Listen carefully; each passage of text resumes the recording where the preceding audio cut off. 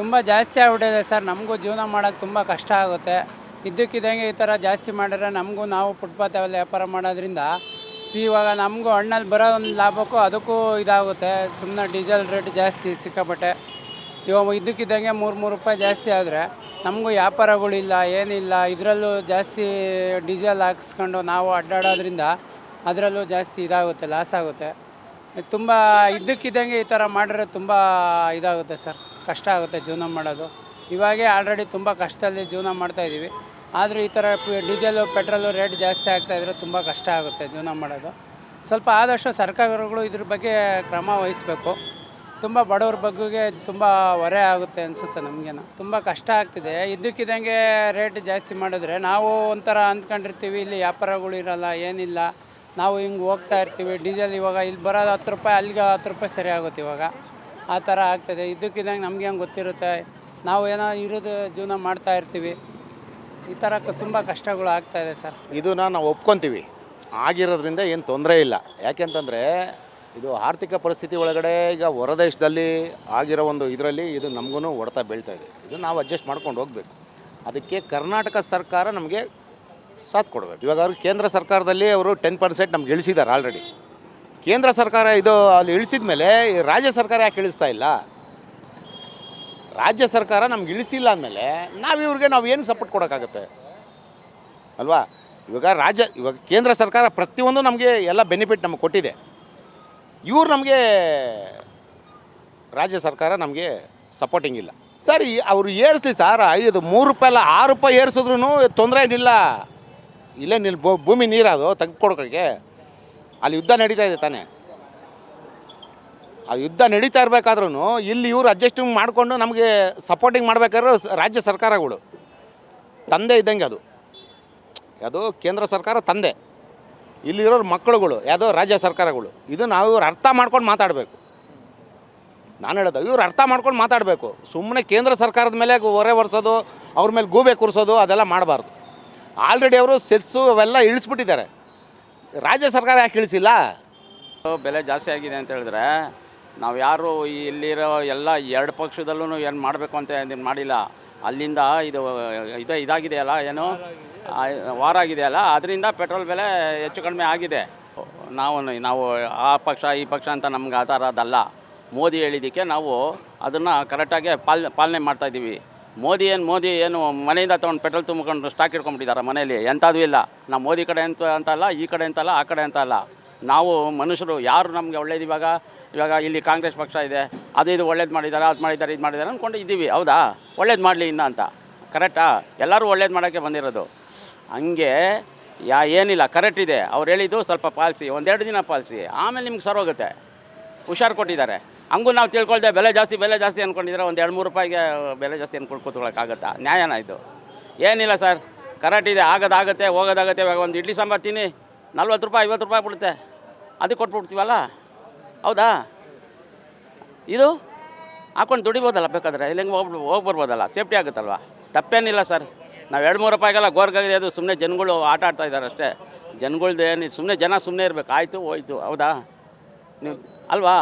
ಇವಾಗ ತಿನ್ನೋದು ಒಂದು ಈಕ್ ಹೋಗ್ತೀರಾ ನೀವು, ಖಾಲಿ ಒಂದು ಗೋಬಿ ಮಂಜೂರಿ ತಿನ್ಬಿಡ್ತೀರಾ. ಎಷ್ಟಾಗುತ್ತೆ ಗೊತ್ತಾ? 100 ಚಿಲ್ಲರೆ, 150, 200. ಒಂದು ಕಾಫಿಗೆ 20, 25, 30 ರೂಪಾಯಿ ಕೊಡ್ತೀರಾ ಅಲ್ವಾ?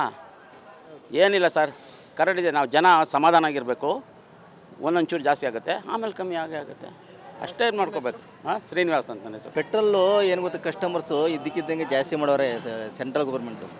ಈ ಕಸ್ಟಮರ್ಸ್ ಎಲ್ಲ ಸಡನ್ನೇ ಜಾಸ್ತಿ ಮಾಡೋದ್ರಿಂದ ಗಲಾಟೆ ಮಾಡ್ತಾಯಿದ್ದಾರೆ. ನಮಗೆ ಏನು ಮಾಡೋಕ್ಕಾಗಲ್ಲ. ಈಗ ಏನಾಗೈತೆ ಅಂದರೆ ಔಟ್ಸೈಡಲ್ಲಿ ನಮ್ಮ 80% ಬೇರೆ ಕಡೆ ಸಪ್ಲೈ ಮಾಡ್ತಾ ಇರೋದು. ಮಾಡಲೇಬೇಕು, ವಿಧಿ ಇಲ್ಲ. ಕಸ್ಟಮರ್ಸಿಗೆ ಗೊತ್ತಿಲ್ವಲ್ಲ. ಇದರಿಂದ ಜನಗಳಿಗೆ ಡೀಸೆಲ್ ಪೆಟ್ರೋಲ್ ಜಾಸ್ತಿ ಆಗೋದ್ರಿಂದ ಜನಗಳಿಗೆ ಹೊರೆ ಬೀಳ್ತಾಯಿದೆ. ಓಡಾಟದಿಂದ, ತಿನ್ನೋ ದಿನಸುಗಳಿಂದ ಜಾಸ್ತಿ ಆಗ್ತದೆ.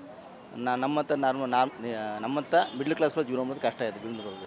ಅತಿ ಸಡನ್ನಾಗಿ ಮಾಡಿದ್ದಾರೆ. ಏನು ಅಂದರೆ ಮಾಡಲೇಬೇಕಾಯಿತು. ಎಲೆಕ್ಷನ್ ಉದ್ದೇಶದಿಂದ ಮಾಡಿರಲಿಲ್ಲ. ಅವಾಗ ಮಾಡಬೇಕಾಯಿತು, ಒಂದು ತಿಂಗಳಿಂದನೇ ಮಾಡಬೇಕಾಯಿತು. ಎಲೆಕ್ಷನ್ ಇರೋದ್ರಿಂದ ಮುಂದೂಡ್ಕೊಂಡು ಸಡನ್ನಾಗಿ ಮಾಡಿದ್ದಾರೆ. ಗಲಾಟೆ ಮಾಡ್ತಾಯಿದ್ದಾರೆ. ಅಂದರೆ ಕೆಲವರು ಗಲಾಟೆ ಮಾಡ್ತಾರೆ, 90% ಗಲಾಟೆ ಮಾಡ್ತಾರೆ, 10% ಗೊತ್ತಿಲ್ಲದವ್ರು ಗಲಾಟೆ ಮಾಡ್ತಾರೆ. ಇದಕ್ಕಿದ್ದಂಗೆ ಮಾಡಿದ್ದಾರೆ ಅಂತ ಮಾಡ್ತಾಯಿದ್ದಾರೆ. ಇಲ್ಲಿ ಲೋಡ್ ಕೊಡೋದು ಅಷ್ಟೇ. ಈಗ ದುಡ್ಡು ಕಟ್ಟಿ ಎಲ್ಲ ಆದಮೇಲೆ ಗಾಡಿ ಕಳಿಸ್ತಾ ಇದ್ದಾರೆ. ಅಲ್ಲೂ ಪ್ರಾಬ್ಲಮ್ ಇದೆಲ್ಲ. ಹೊರಗಡೆಯಿಂದ ಬರ್ತಿಲ್ವ ಸರ್, ಪ್ರಾಬ್ಲಮ್ ಆಗ್ಬಿಡುತ್ತೆ. ಏನು ಮಾಡೋಕ್ಕಾಗತ್ತೆ? ಅಡ್ಜಸ್ಟ್ ಮಾಡ್ಕೊಂಡು ಜೀವನ ಮಾಡಲೇಬೇಕು. ಎಲ್ಲ 3 ರೂಪಾಯಿ ಜಾಸ್ತಿ ಆಗಿದೆ. ಪೆಟ್ರೋಲ್ ಮತ್ತು ಡೀಸೆಲ್ 3 ರೂಪಾಯಿ ಆಗಿದೆ. ನಮ್ಮ ಹೆಸರು ಶಿವರಾಮ್ ಅಂತ. ಸರ್, ಇವಾಗ ಅದೇ ಪೆಟ್ರೋಲ್ ರೇಟ್ ಜಾಸ್ತಿ ಆಗಿದೆಯಲ್ಲ, ಎಲ್ಲಾದರೂ ಜಾಸ್ತಿ ಮಾಡಿದ್ದಾರೆ. ಈಗಿನ ಸರ್ಕಾರನೇ ವೇಸ್ಟ್ ಸರ್ಕಾರ, ಆಯಿತಾ. ನೆಕ್ಸ್ಟು ಅವ್ರು ಯಾರು ಬರಲಿ ಓಟ್ ಕೇಳ್ಕೊಂಡು ಅವಾಗ ಹೇಳ್ತೀನಿ ನಾನು ಸರಿಯಾಗಿ, ಆಯಿತಾ. ಮತ್ತು ಬಡವರು ಬದುಕೋಕ್ಕಾಗ್ತಾಯಿಲ್ಲ ಜೀವನದಲ್ಲಿ.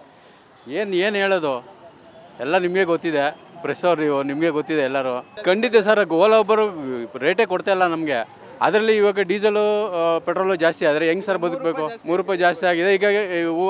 ಇವಾಗ ಡೀಸೆಲ್ ರೇಟ್ ಜಾಸ್ತಿ ಆಗಿದೆಯಲ್ಲ, ಓಲಾ ಒಬ್ಬರು ಕೊಡ್ತಾರಾ ನಮಗೆ? ಎಕ್ಸ್ಟ್ರಾ ಕೊಡ್ತಾರಾ? ಇಲ್ಲ ತಾನೇ. ಈಗ ಡೀಸೆಲ್ ರೇಟ್ ಜಾಸ್ತಿ ಆಗಿದೆ, ನಾವು ಏನು ಮಾಡೋದು? ಈಗ ಒಂದು ಟ್ರಿಪ್ ಹೊಡೆಯೋರು 2 ಟ್ರಿಪ್ ಹೊಡಿತಾ ಇದ್ವಿ ಇವಾಗ ಒಂದಕ್ಕೆ ಇದು ಅದ್ರ ರೇಟು ಕಡಿಮೆ. ಏನು ಮಾಡೋದು? ಬದುಕಲೇಬೇಕು, ಕಷ್ಟ ಜನಗಳಿಗೆ. ಅದರಲ್ಲೂ ಮಿಡ್ಲ್ ಕ್ಲಾಸ್ ಜನಗಳಂತೂ ಬದುಕೋಕ್ಕೆ ಆಗಲ್ಲ, ಆಯಿತಾ. ಈ ಸರ್ಕಾರ ಮತ್ತು ಮೋದಿಯವ್ರು ಮಾಡಿದ್ದಾರೆ ಅಂತ ಹೇಳ್ತಾರೆ. ಮೋದಿಯವ್ರಿಗೆಲ್ಲ ಕರೆಕ್ಟಾಗಿರುತ್ತೆ. ಮುಂಚೆ ಎಲ್ಲ ಹೇಳಿದರು ಟಿ ವಿಲೆಲ್ಲ, ಹಿಂಗೆ ಗೋಲ್ಡ್ ತೊಗೋಬೇಡಿ, ಇದು ಮಾಡಬೇಡಿ ಅಂತ ಅಂದ್ಬಿಟ್ಟು. ಅವ್ರೇನು ಮಾಡ್ತಾರೆ? ಈಗಿನ ಸರ್ಕಾರದವರು ಇವಾಗ ಎಲ್ಲರಿಗೂ ಫ್ರೀ ಕೊಟ್ಟಿದ್ದಾರೆ, ಇದು ಮಾಡಿದ್ದಾರೆ. ಅದನ್ನೆಲ್ಲ ಇದು ಮಾಡಬೇಕು, ಕಟ್ ಮಾಡಿ. ನಮ್ಮದು ಇವಾಗ ಟ್ಯಾಕ್ಸು ನಾವು ಏನು ಟ್ಯಾಕ್ಸ್ ಕಟ್ತಾಯಿದ್ದೀವಿ ಅದರಲ್ಲೇ ಮೇಂಟೈನ್ ಮಾಡಬೇಕು. ನಾವು ಬೈಕ್ ತಗೊಂಡು ಆಲ್ಮೋಸ್ಟು ಒಂದು 8 ವರ್ಷ ಆಯಿತು. ನಾವು ಬೈಕ್ ತೊಗೊಂಡಾಗ ಎಷ್ಟಿತ್ತಪ್ಪ? 65 ರೂಪೀಸ್ ಇತ್ತು 1 ಲೀಟ್ರ್. ಈಗ ಎಷ್ಟಿದೆ? 107 ರೂಪಾಯಿ, 108 ರೂಪಾಯಿ ಇದೆ. ಹಿಂಗಿದ್ರೆ ಸಾಮಾನ್ಯ ಜನರಿಗೆ ಭಾಳ ತುಂಬ ತೊಂದರೆ ಆಗಿಬಿಡುತ್ತೆ. ಈಗ ನಂದೇ ಉದಾಹರಣೆ, ನಾನು ಏನು ಮಾಡ್ತಂದು ಮನೆಯಲ್ಲಿ ನಾನು ಈಗ ನಂದು ಯಾವುದೋ ಇದೆ ಓಡಿಸೇನ್ ಗಾಡಿ ಇತ್ತು. ಓಡಿಸೇನ್ ಗಾಡಿ ಬಿಟ್ಟು ನಾನು ಓಲಾ ಗಾಡಿ ತಗೊಂಡಿನಿ, ಇದು ಚಾರ್ಜಿಂಗ್ ಗಾಡಿ ತಗೊಂಡಿನಿ. ನಾನು ಸವಾಸ ಬೇಡಪ್ಪ ಅಂತೇಳಿ ಸುಮ್ಮನೆ ಗಾಡಿ ಮನೆ ಕುಂತೀನಿ. ನಾನು ಕಾರ್ ತಗೊಂಡು ಸುಮ್ಮನೆ ಆಗ್ಬಿಟ್ಟಿನಿ. ಸವಾಸ ಬೇಡಪ್ಪ, ಪೆಟ್ರೋಲ್ ರೇಟ್ ಜಾಸ್ತಿ ಆಯ್ತಪ್ಪ ಅಂತೇಳಿ. ಕಿಲೋಮೀಟರ್ ಹೊಡೀನಿ, ಕಿಲೋಮೀಟರ್ 3 ರೂಪಾಯಿ ಲೆಕ್ಕ ಆಯ್ತು. ಅಟ್ಲೀಸ್ಟ್ ನನಗೆ ಒಂದು 60 ರೂಪಾಯಿ ಅಮೌಂಟ್ ಅಲ್ಲೇ ಸೇವ್ ಆಗಿಬಿಡ್ತು. ಇನ್ನೇನು ಮಾಡ್ತೀವಿ ನಾವು? ಪೆಟ್ರೋಲ್ ಗಾಡಿ ಬೇಡ ನಾನು ಡಿಸೈಡ್ ಆಗಿಬಿಟ್ಟಿನಿ. ಈಗ ಚಾರ್ಜಿಂಗ್ ಗಾಡಿ ಈಗ ನಾನು ಇದು ಮಾಡ್ತಾ ಇದ್ದೀನಿ present. Diesel rate, petrol rate ಭಾರಿ ರೇಟ್ ಆಗಿದೆ. ನಮ್ಮ ರೈತರ ಗತಿ ಹೆಂಗೆ? ಮಳೆ ಇಲ್ಲ, ಏನಿಲ್ಲ, ಬಹಳ ಕಷ್ಟದಾಗಿದ್ದೀವಿ. ಹಿಂಗೆ ಮಾಡಿದರೆ ಹೆಂಗೆ? 15 ದಿವಸಕ್ಕೆ ತಿಂಗಳಿಗೆ ಒಂದ್ಸರಿ ರೇಟ್ ಜಂಪ್ ಆಗ್ತಾ ಇರ್ತದೆ.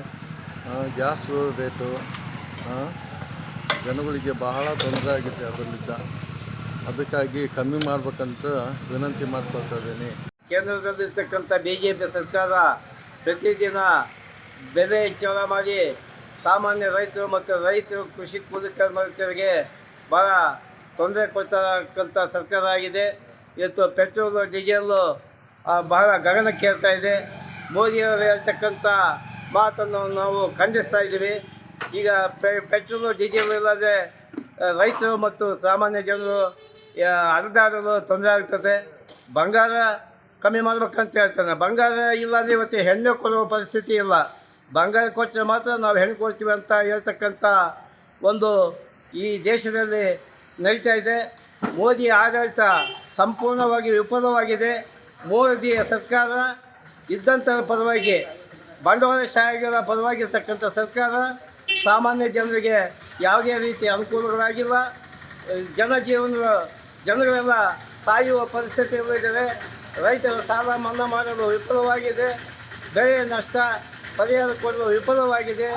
ಇನ್ಶೂರೆನ್ಸ್ ಕೊಡ್ತಕ್ಕಂಥದ್ದನ್ನು ಗೋಲ್ಮಾಲ್ ಮಾಡಿ ಇನ್ಶೂರೆನ್ಸ್ ಕಂಪನಿಯಲ್ಲಿ ಶಾಮೀಲಾಗಿ ಹಣವನ್ನು ಕೊಲೆ ಹೊಡೆದಿರ್ತಕ್ಕಂಥ BJP ಸರ್ಕಾರಕ್ಕೆ ನಾವು ಧಿಕ್ಕಾರವನ್ನು ಹೇಳ್ತಾ ಇದ್ದೀವಿ. ಕೊಡಂಗಿದೆ ಎಲ್ಲ ಮಿತವಾಗಿ ನಾವು ಬಳಸಬೇಕು. ಮೋದಿಯವರು ಕರೆ ಕೊಟ್ಟಿದ್ದಾರೆ, ಅದಕ್ಕೆ ನಾವು ಸ್ಪಂದಿಸ್ಬೇಕು. ಎಲ್ಲರೂ ಜನರು, ಸಾರ್ವಜನಿಕರೆಲ್ಲರೂ ಸೇರ್ಕೊಂಡು ಸಹಕಾರ ಕೊಡಬೇಕು ಅಂತ ಹೇಳಿ. ರೈತರಿಗೆ ಸಮಸ್ಯೆ ಆಗ್ತಾ ಇದೆ. ಇದು ಅಂತಾರಾಷ್ಟ್ರೀಯ ಸಮಸ್ಯೆ. ಎಲ್ಲರೂ ಇದಕ್ಕೆ ಸ್ಪಂದಿಸಿದ್ರೆ ಒಳ್ಳೇದು. ನಾವು ಸ್ವಲ್ಪ ಪೆಟ್ರೋಲನ್ನು ಮಿತವಾಗಿ ಬಳಸಿದ್ರೆ, ಅವಶ್ಯಕತೆ ಇದ್ದ ಬಸ್ಗಳಲ್ಲಿ ಅಂಥದ್ರಲ್ಲಿ ಓಡಾಡಿದ್ರೆ ಸ್ವಲ್ಪ ಅನುಕೂಲ ಆಗ್ಬೋದು ಅಂತ ಅಷ್ಟೇ. ಏನ್ ಹೇಳೋ ಸರ್, ಸರ್ಕಾರ ರೈತರು ಏನು ಕೊಳ್ಳತಕ್ಕಂಥ ವಸ್ತುಗಳು ಎಲ್ಲ ಜಾಸ್ತಿ ಆಗ್ತದೆ. ರೈತರು ಮಾರ್ತಕ್ಕಂಥ ವಸ್ತುಗಳಿಗೆ ಬೆಲೆನೇ ಇಲ್ಲ. ಹಂಗಾಗಿ ಈಗ ಅನಿವಾರ್ಯ ಡೀಸೆಲ್ ಪೆಟ್ರೋಲ್ ಜನಗಳಿಗೆ ಬೇಕಾದಂತ ವಸ್ತು. ಹಂಗಾಗಿ ಸರ್ಕಾರದವ್ರಿಗೆ ಈಗ ಮಳೆ ಬರ್ತಾ ಇದೆ, ಫ್ಯಾಕ್ಟ್ರಿ ಹೊಡಿಲಿಕ್ಕೆ ಡೀಸೆಲ್ ಅನಿವಾರ್ಯ. ಹಂಗಾಗಿ ಈಗ ಪೆಟ್ರೋಲ್ ಡೀಸೆಲ್ ಜಾಸ್ತಿ ಮಾಡಿದ್ದಾರೆ. ಪೆಟ್ರೋಲ್ 3 ರೂಪಾಯಿ ಜಾಸ್ತಿ ಮಾಡಿದ್ದಾರೆ, ಡೀಸೆಲ್ 3 ರೂಪಾಯಿ ಜಾಸ್ತಿ ಮಾಡಿದ್ದಾರೆ. ನಾವೇ ಸರ್ಕಾರ ರಚನೆ ಮಾಡೋದು, ಸರ್ಕಾರ ನಾವೆಲ್ಲ ಕೇಳಲ್ವಾ?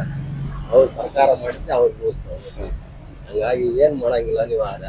ರೈತರಿಗೆ ಎಲ್ಲಾ ಕಷ್ಟದ ಸಮಸ್ಯೆ, ರೈತರ ನಾವು. ಹಂಗಾಗಿ ರೈತರಿಗೆಲ್ಲ ಒಂದ್ ರೀತಿ ಸಮಸ್ಯೆನೆ. ಸರ್ಕಾರ ಏನು ರೈತರಿಗೆ ಅನುಕೂಲ ಯಾವ್ದು ಮಾಡ್ತಾ ಇಲ್ಲ, ಎಲ್ಲ ಅನಾನುಕೂಲನೇ ಮಾಡ್ತಾ ಇರೋ ಸರ್ಕಾರದವರು. ಅದು ಏನ್ ಅವಶ್ಯಕತೆ ಇಲ್ಲ. ಅವ್ರು ಸುಮ್ನೆ ಅವರ ಒಂದು ಅನುಕೂಲಕ್ಕೆ ಮಾಡ್ಕೊಂಡಿರೋ ಅಷ್ಟೇ. ಉಚಿತ ಭಾಗ್ಯದಿಂದ ಅನಾನುಕೂಲನೇ ಜಾಸ್ತಿ ಆಗ್ತಾ ಇರೋದು, ಅನುಕೂಲತೆಗಳು ಯಾವುೂ ಇಲ್ಲ. ಅದರಿಂದ ಅವ್ರು ಸುಮ್ಮನೆ ಹೇಳ್ತಾರೆ ನಾವು ಕೊಟ್ಟಿದ್ವಿ, ನಾವು ಮಾಡ್ತಾ ಇದೀವಿ ಅಂತ. ಆದರೆ ನಮ್ಮ ದುಡ್ಡಿನಲ್ಲೇ ನಮಗೆ ಕೊಡ್ತಾ ಇರೋದು. ನಮ್ಮ ದುಡ್ಡು ಅಂತ ನಮ್ಮ ಮನೆಯಲ್ಲಿ ಕೊಟ್ಟೋದು ಅಷ್ಟೇ ಆಗ್ತಾ ಇರೋದು. ಈ ಬಸ್ ಚಾರ್ಜ್ ಗಂಡು ಮಕ್ಕಳಿಗೆ ಜಾಸ್ತಿ ಮಾಡಿದ್ದಾರೆ, ನಮ್ಮ ದುಡ್ಡನ್ನ ತಗೊಂಡು ನಮ್ಮ ಹೆಣ್ಮಕ್ಳಿಗೆ ಕೊಡ್ತಾರೆ ಅಷ್ಟೇ. ಅವ್ರದ್ದು ಸ್ವಂತ ದುಡ್ಡೇನೆ ಯಾವುದು ಕೊಡ್ತಾ ಇಲ್ಲ. ಈಗ ಸರ್ಕಾರ ಉಚಿತ ಭಾಗ್ಯ ಹೇಳ್ಕೊಂಡು ನಾನಾ ರೀತಿ ಸಮಸ್ಯೆಗಳನ್ನ ಉತ್ಪತ್ತಿ ಮಾಡ್ತಾ ಇದ್ದಾರೆ ಸರ್ಕಾರ, ಯಾವುದೇ ಸರ್ಕಾರ ಅಂತ ಮಾಡೋದಕ್ಕೆ. ರಾಜ್ಯ ಸರ್ಕಾರ ಬರಲಿ, ಇಲ್ಲ ಅಂತಂದರೆ ಕೇಂದ್ರ ಸರ್ಕಾರ ಇರಲಿ, ಜನರು ಉದ್ಧಾರ ಆಗೋಕ್ಕಂತೂ ಬಿಡೋದಿಲ್ಲ. ಯಾವ್ದು ಬಂದ್ರೂ ಜನರ ಮೇಲೆ ಹೊರೆ ಹಾಕೋದೆ. ಈಗ ನೋಡಿ, ಇವ್ರ ಸರ್ಕಾರ ಜಾಸ್ತಿ ಮಾಡಿರೋದ್ರಿಂದ ಸ್ಕೂಲು ಬಸ್ಸುಗಳ ಬೆಲೆ ಜಾಸ್ತಿ, ನಮಗೆ ನಾವು ದಿನನಿತ್ಯ ಓಡಾಡೋಕ್ಕೆ ಪೆಟ್ರೋಲಿಗೆ ಜಾಸ್ತಿ ಆಗುತ್ತೆ. ಸಾರ್ವಜನಿಕರು ಹೆಂಗೆ ಬದುಕಬೇಕು, ಪ್ರತಿಯೊಂದರಲ್ಲೂ ಜಾಸ್ತಿನೇ. ಈಗ ಆಯಿತು ವಾರ್ ನಡೀತಾ ಇದೆ, ಅದು ಇದು ಅಂತೇಳಿ ಏನೋ ಒಂದು ನೆಪದ ಮೇಲೆ ಜಾಸ್ತಿ ಮಾಡ್ತೀರಾ. ಇವಾಗ ನಮ್ಗೆ ರಷ್ಯಾದಿಂದ ಫಸ್ಟೆಲ್ಲ ತರ್ಸ್ಕೊಂಡಿದ್ದು ಆಯಿಲ್ ಇತ್ತಲ್ವಾ, ಇನ್ನೂ ಕಮ್ಮಿಗೆ ಕೊಡ್ಬೋದಿತ್ತು. ಆ್ಯಕ್ಚುಲಿ ಇರೋದನ್ನಾದರೂ ಮೇಂಟೈನ್ ಮಾಡಬೇಕಾಗಿತ್ತು. ಇವಾಗ ಜಾಸ್ತಿ ಮಾಡೋದ್ರಿಂದ ಎಲ್ಲರಿಗೂ ಇದು ತುಂಬ ತೊಂದರೆ ಆಗ್ತಾ ಇದೆ. ಸಾರ್ವಜನಿಕರ ಮೇಲೆ ಹೆಂಗೆ ಪ್ರಭಾವ ಬೀಳುತ್ತೆ ಅಂದರೆ ಪ್ರತಿಯೊಬ್ಬರಿಗೂ ಹೊರೆ ಅಲ್ವಾ ಸರ್ ಇದು. ಎಲ್ಲರಿಗೂ ಇವಾಗ ಡೈಲಿ ಇವಾಗ 4 ರೂಪಾಯಿ ಏಕಾಏಕಿ ಜಾಸ್ತಿ ಅಂತಂದರೆ, ನಾವು ಈಗ ವಾರಕ್ಕೆ 500 ರೂಪಾಯಿ ಹಾಕೋ ಕಡೆ ಇವಾಗ 300 ರೂಪಾಯಿ ಹಾಕಬೇಕಾಗುತ್ತೆ, ಇಲ್ಲ 400 ರೂಪಾಯಿ ಹಾಕಬೇಕಾಗುತ್ತೆ. ಪ್ರತಿ ವಾರನೂ 100 ರೂಪಾಯಿ ನಮಗೆ ಕೈಯಿಂದ ಹೊರೆನೇ ಅಲ್ವಾ. ತಿಂಗ್ಳಿಗೆ 4000 ಬರೀ ನಮ್ಮದು ಒಂದು ಗಾಡಿಯಿಂದ. ಮತ್ತು ನನಗೆ ಇವಾಗ ಇವರು ಜಾಸ್ತಿ ಮಾಡೋದ್ರಿಂದ ಸ್ಕೂಲ್ ಜಾಸ್ತಿ ಆಗುತ್ತೆ. ಸ್ಕೂಲು ಬಸ್ಸಲ್ಲೂ ಜಾಸ್ತಿ ಕಟ್ಟಲೇಬೇಕಾ, ಅವರು ಇಷ್ಟು % ಅಂತ ಅವರು ಜಾಸ್ತಿ ಮಾಡ್ತಾರೆ. ಪ್ರತಿಯೊಬ್ಬರು ಇವಾಗ ಇದೊಂದು ಜಾಸ್ತಿ ಆದರೆ ಎಲ್ಲ ಜಾಸ್ತಿ ಆಗುತ್ತೆ. ಎಲ್ಲದ್ರ ಮೇಲೆ ಹೊರೆ ಆದಂಗೆ ಅಲ್ವಾ. ದಿನಸಿ ಐಟಮಿಂದ ಹಿಡಿದು ಜಾಸ್ತಿ ಆಗುತ್ತೆ. ಇವಾಗ ಲಾರಿಗಳವ್ರು ಜಾಸ್ತಿ ಮಾಡ್ತಾರೆ, ಟ್ರಾನ್ಸ್ಪೋರ್ಟ್ ಜಾಸ್ತಿ ಆದ ತಕ್ಷಣ ನಿಮ್ಗೆ ಅಕ್ಕಿ ಬೇಳೆ ಗೀಳೆ ಎಲ್ಲ ಜಾಸ್ತಿ ಆಗುತ್ತೆ. ಇವಾಗ ಗ್ಯಾಸಿಂದ ಹೋಟ್ಲುಗಳಲ್ಲೆಲ್ಲ ಊಟಗಳೆಲ್ಲ ಜಾಸ್ತಿ ಮಾಡಿಬಿಟ್ಟಿದ್ದಾರೆ. ಇವಾಗ ಇದರಿಂದ ಇದೂ ಜಾಸ್ತಿ ಆಗುತ್ತೆ. ಸರಿ ಸರ್, ಆಯಿತು. ಸಾರ್ವಜನಿಕರು ಅವ್ರು ಹೇಳೋದು ಓಕೆ ಒಪ್ಕೊಳ್ಳೋಣ. ಇವಾಗೆಲ್ಲ ನಾನು ಒಂದು ಕಡೆ ಕೆಲಸಕ್ಕೆ ಹೋಗ್ತೀನಿ ಬರ್ತೀನಿ ಅನ್ನೋರಾದರೆ, ಬಸ್ ಇರೋರಾದರೆ ಹೋಗ್ತಾರೆ, ಓಕೆ. ಇವಾಗ ನಾವು ಮಾಮೂಲಿಯಾಗಿ ಒಂದು ಗಾಡಿ ತೊಗೊಳ್ತೀವಿ ಅಂದರೆ, ಪೆಟ್ರೋಲ್ ಗಾಡಿ ತೊಗೊಳ್ತೀವಿ ಅಂದರೆ 1 ಲಕ್ಷ. ಈಗ ಅದೇ ನೀವು ಎಲೆಕ್ಟ್ರಿಕ್ ಗಾಡಿ ತೊಗೊಳ್ತೀನಿ ಅಂತಂದರೆ ಮಿನಿಮಮ್ 1.5-2 ಲಕ್ಷ ಇದೆ. ಮೈಲೇಜು. ಆಮೇಲೆ ಇವಾಗ ನಾವು ಎಲೆಕ್ಟ್ರಿಕ್ ಗಾಡಿ ತೊಗೊಂಡು ಬರೀ ಆಫೀಸ್ಗೆ ಹೋಗಿ ಬರ್ಬೋದು. ಮತ್ತು ನಾವೇನೋ ಊರಿಗೆ ಹೋಗಬೇಕು ಬರಬೇಕು ಅಂದರೆ ಬೇರೆ ಗಾಡಿ ಇಟ್ಕೋಬೇಕು. ಅವಾಗ 2 ಗಾಡಿ ಮೇಂಟೈನ್ ಮಾಡಬೇಕಾ, 2 ಗಾಡಿಗೆ ಇನ್ಶೂರೆನ್ಸ್ ಕಟ್ಟಬೇಕಾ ನಾವು. ಅಟ್ಲೀಸ್ಟ್ ಮಾಡ್ತಾರೆ ಒಂದೇ ಒಂದು ಅಟ್ಲೀಸ್ಟ್ ಒಂದು 200-250 ಕಿಲೋಮೀಟರ್ ರೇಂಜ್ ಆದರೂ ಗಾಡಿಗಳು ಕಂಡಿಡಿದು ಕೊಟ್ಟರೆ ಜನಗಳಿಗೆ ಅಟ್ಲೀಸ್ಟ್ ಒಂದು ಸ್ವಲ್ಪ ಯೂಸ್ ಆಗುತ್ತೆ. ಆ 100, 110, 115 ಅಂತಂದರೆ ಇವಾಗ ಇಲ್ಲಿಂದ ನಾವು ಮುಳ್ಬಾಗ್ಲು ಹೋಗಿ ಬರಬೇಕು ಅಂದ್ರೂ ಗಾಡಿಗಳಾಗೋದಿಲ್ಲ. ಅಲ್ಲಿಗೆ ಹೋದ್ಮೇಲೆ ಮತ್ತೆ ಒಂದು 4 ಅವರ್ 5 ಅವರ್ ವೆಯ್ಟ್ ಮಾಡಿ ಚಾರ್ಜ್ಗೆ ಹಾಕೊಂಡು ಬರಬೇಕು. ಇದೆಲ್ಲ ಸಮಸ್ಯೆಗಳಾಗ್ತವೆ.